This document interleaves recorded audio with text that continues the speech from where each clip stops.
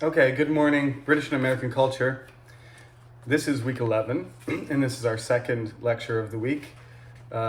Some students were asking me if what the scope of the quiz was. I specifically told you in the last lecture that it was chapter 4, and that, of course, you're not going to see this lecture before the quiz. So today's lecture is not on the quiz. This lecture is for next week. So listen carefully.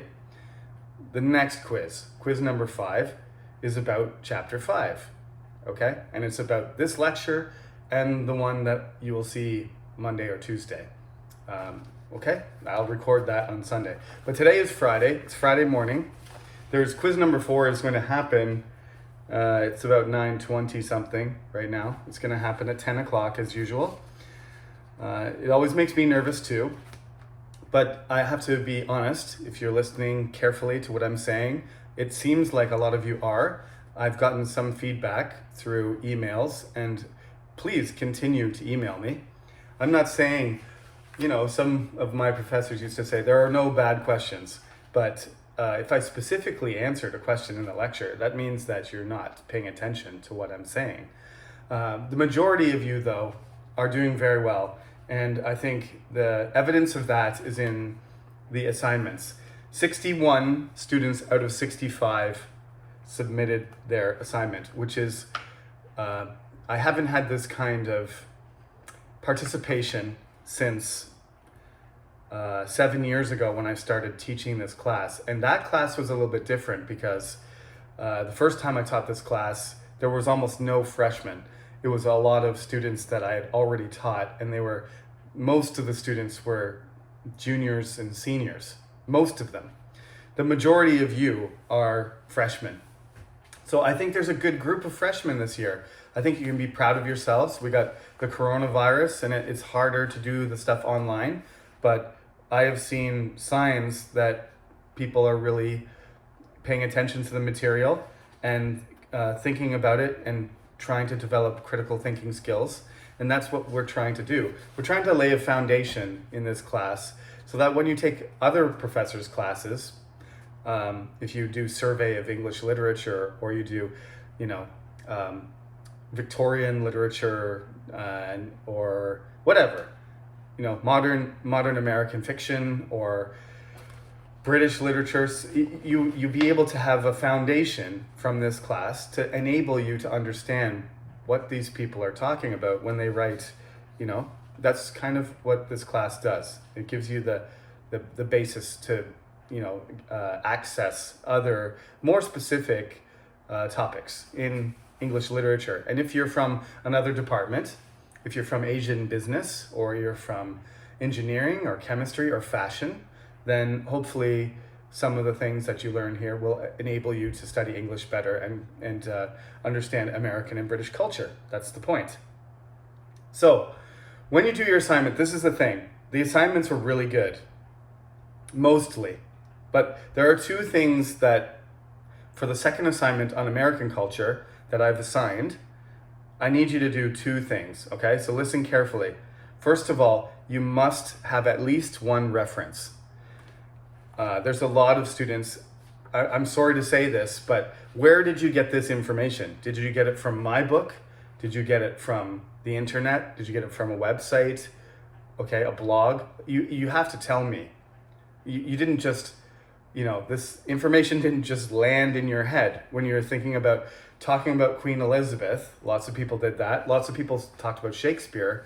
If you don't have any references, there's no way you could know about Shakespeare without reading something. So you have to have a reference there. The second thing is, you have to be very careful that you're not translating from Korean into English. It's very obvious that happened in some cases. That the language is completely different. And if you just translate something, I don't think anybody used Google Translator. I'm not accusing anybody of that, or Papago. It doesn't look like anybody used machine translation. It looks like some people translated themselves. And if you summarize or paraphrase, the information is not what I'm looking for. I don't need you to translate from Korean into English so I can learn about Shakespeare. I have read 100 books about Shakespeare. I've read all of his plays, all of his poems. I don't need you to tell me that he was born in Stratford and he had a family and he grew up, and I don't need that information. I want you to talk about what Shakespeare means. I want you to give me your opinion. I don't need you to give me a definition or an encyclopedic entry, okay? So I was very lenient this time because there was a lot of good stuff. The information is great, but that's not really what I need to know. I want you to think about the significance of Shakespeare. Some people did this and some people did not. And like I said, I gave a lot of A's. I gave a lot of B's and A's, but you need to provide a reference. If you want to get an A on the second one, if there's no reference, no A. Okay, first of all. Second of all, I don't need an encyclopedic, summary or definition of a thing or an event or a person. I want you to get that information and I want you to analyze it. I want to know what you think about it. Talk about it from a Korean perspective. Talk about it from an Uzbek or Kazakh or Bengali or Chinese or Vietnamese. I think that those are the major. I might be leaving somebody out. I apologize. I think actually there's a student from France, if I'm not mistaken. It's fine. Put it into your own perspective. Compare it to something from your own culture. That is unique. And that it demonstrates that you're thinking about it, not just regurgitating what you find on the internet. Okay? So even those people who did good summaries, I appreciate that you did your research, but that's really not what the point of the assignment is. The point of the assignment is for you to demonstrate that you understand the material and that you can put it into perspective. If that perspective is from your home country, that's okay. That's great. I frequently compare people. We're going to talk about stuff today. If you want to get British people to understand Lee Sun-shin, you say, Lee Sun-shin is the Lord Admiral Nelson of Korea. And they're like, okay. So what did Nelson do? Essentially, he saved England from being invaded by Napoleon. There's a little bit of a difference because Lee Sun-shin could have saved Korea from the destruction of the Imjin War, but he wasn't given the chance until the Japanese already landed. Imagine if you say to the British, well, Napoleon landed in France and then Nelson cut off the French army from France, and they were unable to resupply, and they were unable to, get to Scotland and conquer the West, the Midlands and West England, and they were boxed in, around London, in that area. That's exactly what happened. Lee Sun-shin prevented the Japanese from invading China. In fact, basically Jeolla province was free. Okay, I'm going off topic a little bit, but that's the kind of thing that some kind of comparison or perspective. It's your own idea. Okay, I want to see that. I want to see something like that. And those of you who said, okay, this is the historical, social, and cultural context of the thing you're talking about, excellent work. Okay, that's one way you can do it. That's not on the internet. That's from my book. That's one way of breaking down a symbol of British culture. So if you did that, good. You can do that on the American topic as well. But if you just told me, the basic, highlighted some major achievements of a person in their life, and it basically looks like a Wikipedia summary, I didn't get anything out of that. I don't know. I know that stuff already. There's no point in really. I can look in Wikipedia myself if I want to, put in Shakespeare life, I can do that myself. But all that stuff is already in my head. I'm a professor. So you got to think, you want to contribute something to the body of knowledge. And some people's stuff is really good. So let me give you some examples, okay? I'm not going to say who wrote these, but I'm going to read some of them. Okay, here's one. The Glorious Revolution. Great choice. The British Glorious Revolution of 1688 is one of the 3 most important civil revolutions in world history. Okay, I like that. But why? This event laid the foundation for current British culture and society. This revolution began with the death of Charles II in 1685. After his death, James II ascended the throne of England, even though there was much opposition because he believed in Catholicism. Because after the Reformation of Henry VIII, many people had resistance to Catholicism. James II, who ascended the throne after many twists and turns, favors Catholicism and ignores Parliament, such as abolishing Test Act. This is summarizing. These are events laid out, but there's not very much analysis. Like, what does it mean? I mean, why is it called the Glorious Revolution? Think about that. The Glorious Revolution is called that because, 1, it's non-violent, and 2, it achieves the goals that Parliament had in the Civil War. It's basically the end of the potential. I mean, it's not the end of the potential, but it sort of completes the process that was started by Cromwell and the parliamentarians. And I mean, not just Cromwell, I use his name. But I mean, that's sort of where it went wrong, right? That's where it became a protectorate, and Oliver Cromwell used the military. It became sort of, it's a commonwealth for 5 years, and it kind of gets distorted, and he becomes not a king, but in a sense he's more powerful than a king because he has a huge army, and if Parliament, he doesn't like what Parliament does, he sends them home instantly. Charles couldn't do that. James couldn't do that. Queen Elizabeth couldn't do that. Henry VIII arguably could. Henry VIII killed thousands of people, and that's what they're afraid of a person like that. Cromwell didn't kill everyone, but he had the ability, he had some sort of absolute power where he could just say, everybody go home, or or I'm going to bring my soldiers in and make you go home. Okay? And what happens in the Glorious Revolution is William compromises with Parliament. Parliament gives him money and gives him an army to fight Louis XIV and his Protestant, his Grand Alliance that he creates in order to resist popery, French hegemony, and Catholicism. And he gives up some of his authority, some of his sovereignty, we talked about that word, to Parliament. And this is the beginning of constitutional monarchy, what essentially is a democratic system. Parliament meets in 1689, and they never get disbanded again. Parliament never gets sent home by any king.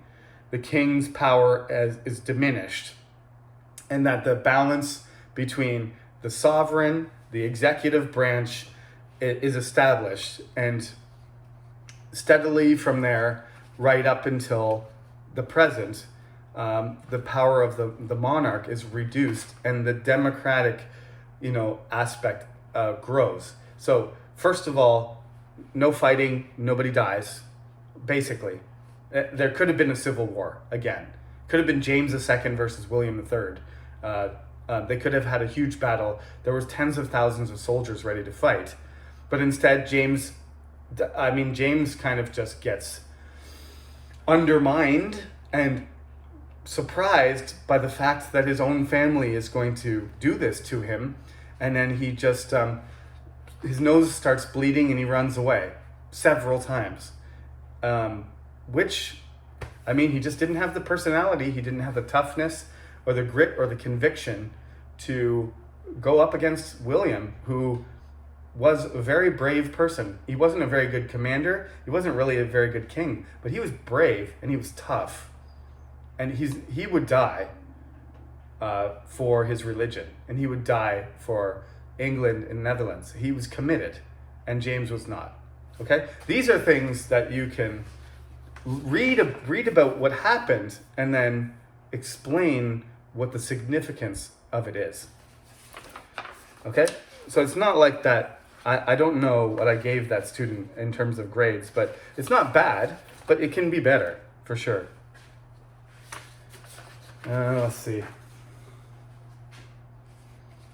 Let's choose a good one here.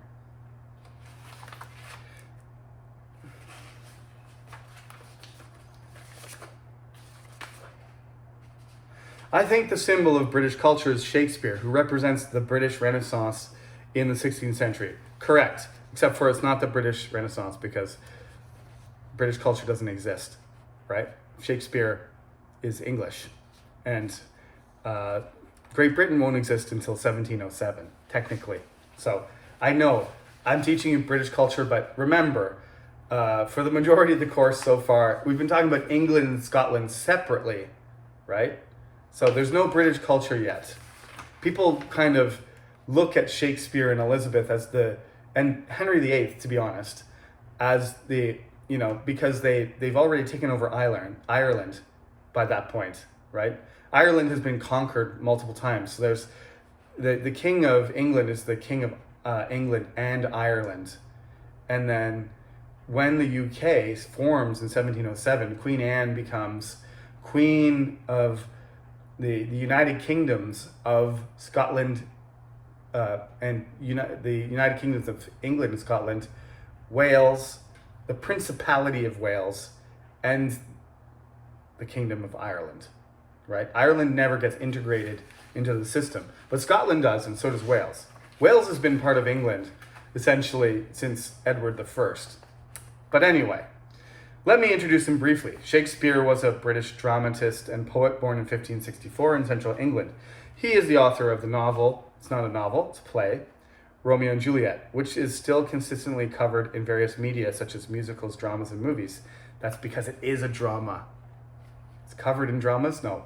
It is a drama. It's performed as a drama. Anyway, the greatest and most influential dramatist in history, someone introduced Shakespeare like this. Just by looking at the sentence, there's no need to explain why Shakespeare is a symbol of England. Shakespeare is part of British pride to the extent that British people said, I won't trade Shakespeare for India. This is great. This student gets it, okay? I've never. Anyway, Goethe, a German poet and dramatist, also said, Shakespeare is the pride of England. And even Germans say, we are Shakespeare. Those are great quotes. At the end, there's a reference, neighbor terms. But like I said, don't translate, okay? But this student translated and quoted. That's okay? But I mean, in general, there's analysis there. The student said, someone introduces Shakespeare like this. Just by looking at this sentence, there is no need to explain why Shakespeare is a symbol of England. That's beautiful. That's analysis, okay? That's the kind of thing. I don't want to eat up too much more time, but yes. There were many great writers besides Shakespeare. In addition, the golden age of literature, it was a time when many ideas were transformed and new paradigms were created. Shakespeare has been working steadily, and we can find the cultural atmosphere and ideology of the time through his work. I don't know. That's the best one, I think. Out of the 61 that I read, this one, I'm a Shakespeare. I'm doing my PhD. It's there's no bias, okay? Other people got A pluses. That's an A plus, though, okay? If you wrote about Charles Dickens, or you wrote about I don't know, there was a few people wrote about Alfred the Great. There was A pluses on various topics, but this student really understands Shakespeare. I'm not going to say who it is. It's not a freshman, second year student, but this student really gets what the meaning of Shakespeare is. And I find that fantastic that a Korean student can understand what Shakespeare represents. It's clearly their own ideas. There's lots of grammar mistakes. That's fine.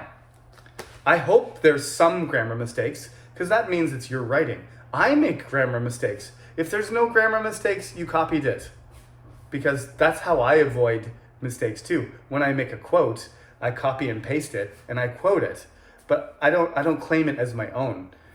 There's going to be problems with the syntax and the grammar if you're writing your own stuff. If there's no mistakes, you copied. So there's a few students that did get a 0 because you can't copy other people's work. That's not allowed. If you do it again, you will fail the course. So one person cheated on the midterm. A few people copied clearly on their assignment. Don't, like, 2 strikes and you're out. So you get a 0 for that. You can easily recover. Just remember, don't paraphrase, don't copy, don't translate. Those are all related, approaches. That students got quotes that the student found and attributed properly to the author, and that's great. And then you can tell that the student is writing their own ideas related in those quotes that the student used support what they are saying. That's how academic writing and research is done. Okay?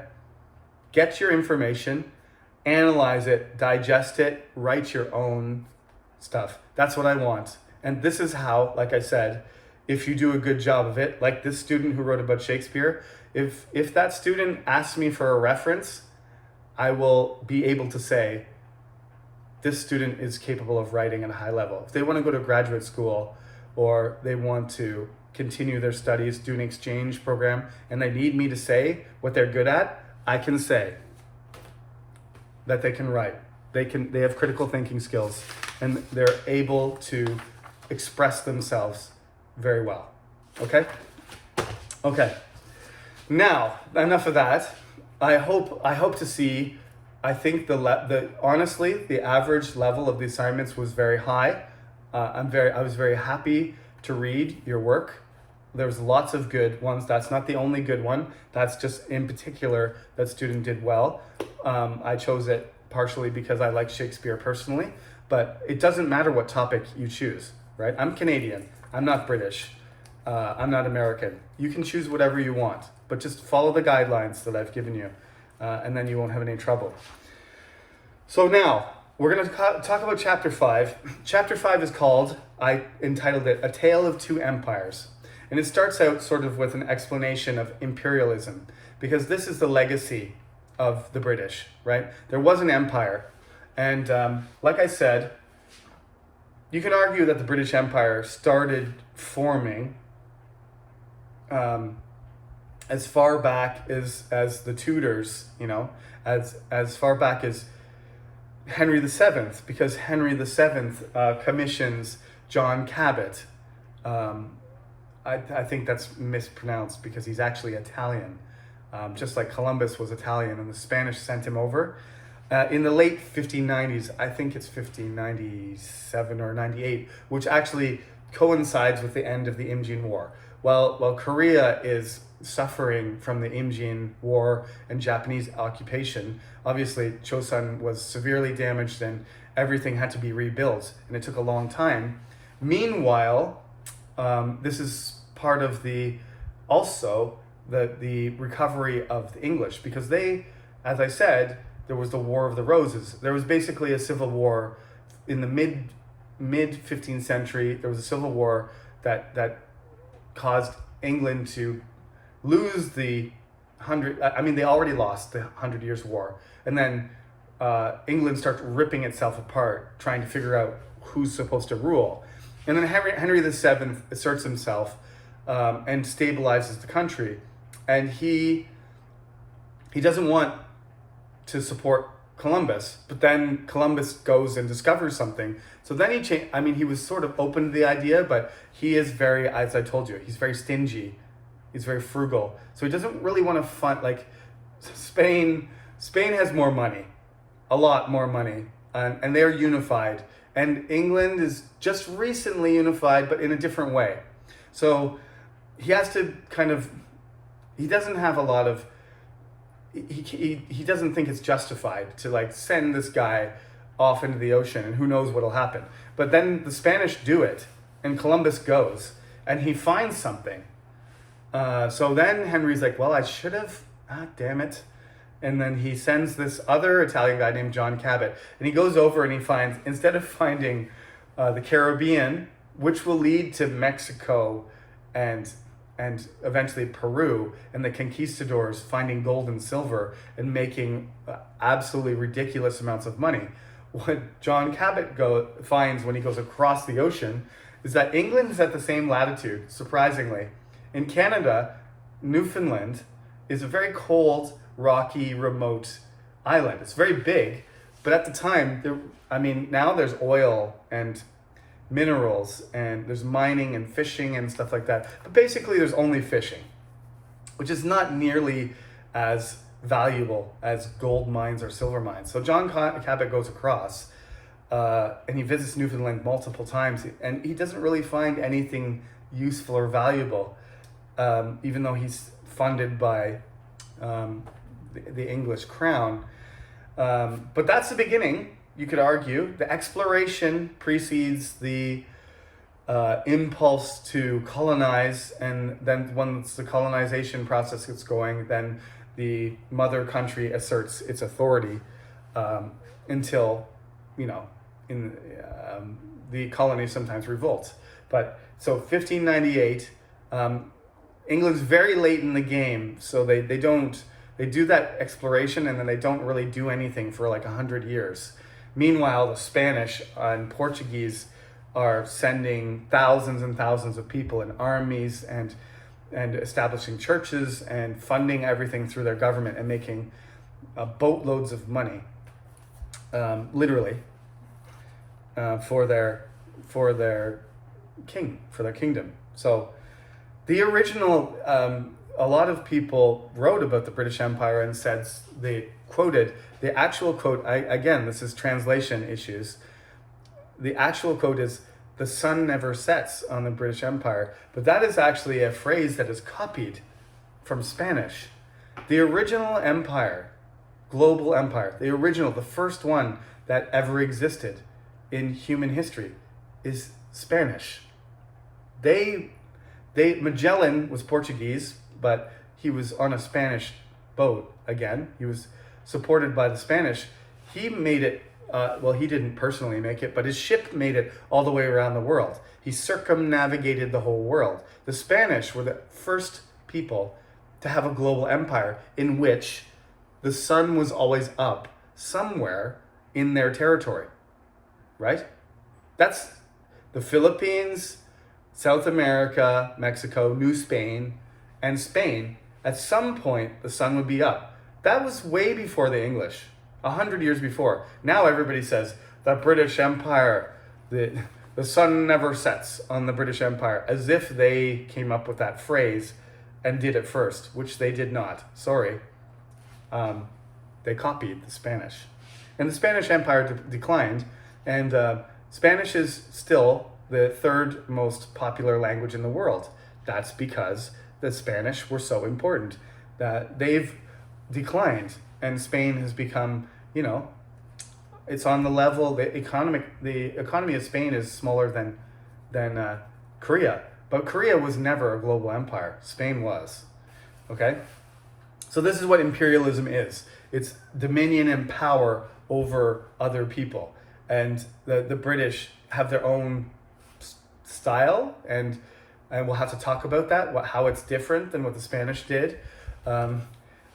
England, actually, Henry VIII, when he breaks away from the Catholic Church, part of that is him declaring that England has dominion over its own territory.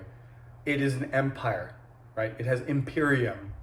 It has dominion, domine, over its own territory, which means that, the Pope and foreign countries have no authority legally in the church or in the state to do anything. He is the master of the territory, right?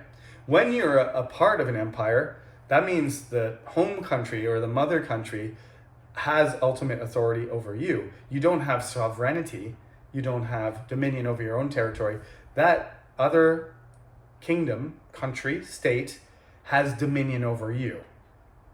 Okay? And I mean, it's a choice sometimes whether you're going to fight, resist, be passive. And I mean, Gandhi is a good example of, nonviolent protest. But anyway, that's the fundamental idea. Imperialism is the idea of a country, kingdom, or people extending its power and dominating other territories through colonialism. Okay? They exploit the resources and they use their military power and technology to assert this authority. The root of the word is the Latin word imperium, which means supreme power. Okay? And that's why Henry VIII in 1534, it's called the Act of Supremacy, because he's asserting imperium over England in the religious and political sense, both. Okay. Yeah, and the British, just like the Americans they look to Rome as the model of imperial, policy and Western tradition of imperium. That Rome was the greatest civilization that ever existed in Western history, and that they dominated the other lesser civilizations, which they sometimes viewed as lesser in the sense of technology, some in racial sense, but mostly not in racial sense, more like in a cultural, technological sense. They looked at them more like savages. And the English, of course, looked at the native people and Africans and Australians, right? Native Australians, eventually, that will come much later, and South Africans. Every territory they acquired, they did have a sense that they had a special status and that they were more developed and that their mission was to bring religion and technology and civilization to these places. And it sometimes involved removing the people, not converting them. But it's both. They tried to turn, bring them up to speed, as they put it, which is a terrible crime against cultures that existed and were self-sufficient and didn't need to be changed by the British. It was just their own idea, but they justified it using science and Darwinism, social philosophies, and scientific measures, Western ideals, even in art and stuff. You can still tell how this is still going on because what's the most expensive painting in the world? What's the most expensive piece of art in the world? Nobody would ever, even from a young age, like you can ask a 10-year-old this and they'll be like, oh, it's the Mona Lisa. The Mona Lisa. Automatically. Everybody knows. It's priceless. It's basically never going to be sold. And after that, the paintings that have actually been sold, it's Picasso's and Van Gogh's. They're all Western, advanced countries, and the value is completely, determined by wealthy people from Western culture. It's completely, it doesn't make any sense. Why would you pay $150 million for a Picasso, right? You could literally get all the best art from an entire African country and fill a museum. For $150 million, you could make an entire museum full of beautiful African artifacts from Kenya or Zimbabwe or, Mali. Easily. 150 million, you could make an entire museum that would be beautiful and people could spend hours walking around. Instead, you get one painting that a rich person sticks in their house and nobody ever sees it. This is a fundamental the fundamental backwardness of imperial thought. Okay, like I said, you need to analyze these things, not just memorize them. Think about why is this idea something that we should be critical of, or is it something that's practical? Or like look at the different things that we're talking about and try to understand how they operate. I think imperialism is one of the most negative aspects of, and then we'll talk about there's a trade-off, but I'm going to take the negative side personally. It's not because I'm guilty. I didn't do anything, but the whole system was created and we benefit. The reason that I'm teaching English to Asian students right now is because of the British Empire and the American Empire after that. Let's not pretend, right? It's an educational advantage and a cultural advantage, not because English is a better language, not because the British are better than everybody else or the Americans. It's because it's driven by the system, this globalized system that was spearheaded by the British Empire and the Americans, right?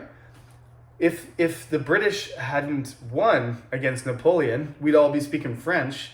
If they hadn't defeated the Spanish, we'd all be speaking Spanish. At a certain point, as the Chinese imperial project or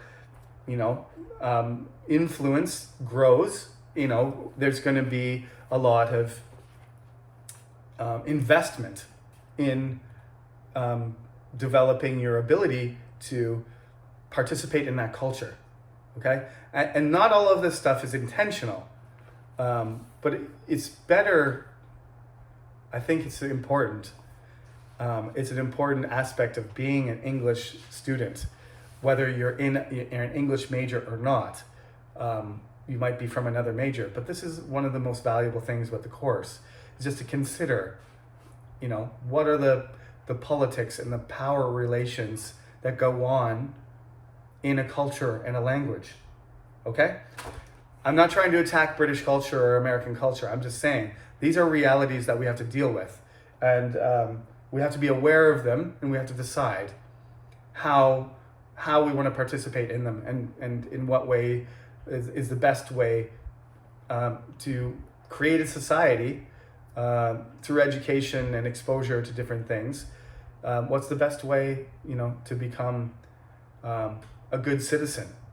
And, I'm glad all of you are interested in English, let me say, because I love English too, but I also love Korean language and I also love Korean history. So there has to be a balance here. But we have to understand that at a certain point in British history and American history, there was this kind of selfish, it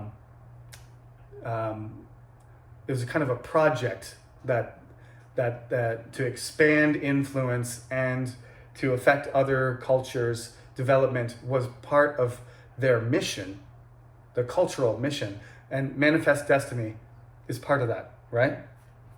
Okay, now I said we were going to kind of jump back and forth between British and American culture in the second half. It is going to emphasize American culture, but here this is more of an analysis of British stuff. So in the textbook, make sure you read this part. Benefits and demerits of empire, right? On the perceived benefit side, the British especially, again, trying to appropriate the best parts of the Roman ideals and the laws and the imperial policies of classical period. They created a period themselves. There was relative global peace while the British, right? They were a superpower, and basically the entire world had to respect them, which prevented a lot of wars from breaking out, larger wars at least, because everybody had to respect and recognize that the British choosing a side would automatically make them win. So if the French and the Germans fought each other, and it started to expand and get allies, if the British jumped in on the French side, the other side was done, right? So this ability, again, it's sort of like the situation now. You have a peace based on the superpower status of America. If they are challenged by China and Russia and India and whatever other countries start to assert themselves, then there's a potential for like multiple superpowers to go to war. And this is very dangerous because that's what happened in World War I and World War II. So we call this period Pax Britannica, which is basically the period from 1815 to 1914. So it lasts 99 years. And 99 years is a magic number in British culture. We'll talk about that at some point. But anyway, 99 years, almost exactly, from the defeat of Napoleon to when there's Germany is a superpower, Russia is a superpower, France is a superpower, the United Kingdom is, and Austria is a declining superpower, I guess, the Austro-Hungarian Empire. But basically you have kind of 5 global powers fighting each other, and this creates mass destruction. So this is a benefit, you can argue. It's a benefit. One of the most famous quotes about Roman imperium is, the Romans make a desert and call it peace. Which means they basically come in and destroy a country, and then they say, okay, everything's peaceful now because everybody's dead. The British don't really do that. They do have a lighter touch, and there's a lot of soft power involved, which is why I think people kind of give the British Empire a break. I don't know if we should, but their army is tiny. They assert themselves through sort of economic, financial, political, and cultural power, not direct military force for the most part. Whereas the Romans brought their army in and crushed armies and executed people and enslaved huge populations, and then that territory was absorbed. That's not what the British do. They don't ever do that kind of mass enslavement and genocide. There's no history of that. The native people die of disease, but that it is not intentional. That is a product of simple contact. So they provide protection using their military. They opened the sea lanes and promoted trade and restricted piracy and criminal activity. They shared technology, advances in science, education, and philosophy in different territories around the world. And they provide access to art, literature, and the most sophisticated civilization in the world. That is obviously their own perspective. Now, on the negative side, which I've already emphasized, what happens is the home country exploits the resources of the colony. They tax, they exploit the resources. That's sort of why the Americans revolt, right? Remember, taxes and exploitation of resources and trade. That's the main thing. Not really that they needed to vote. They just didn't want to be controlled and to have their, trade, regulated and their colonies in the control of a foreign power. So a foreign government controls your state by the presence of military garrisons and threat of force. This, again, another, echo of the American Revolution. They don't like a whole bunch of British soldiers camped in Boston. They want them out of there.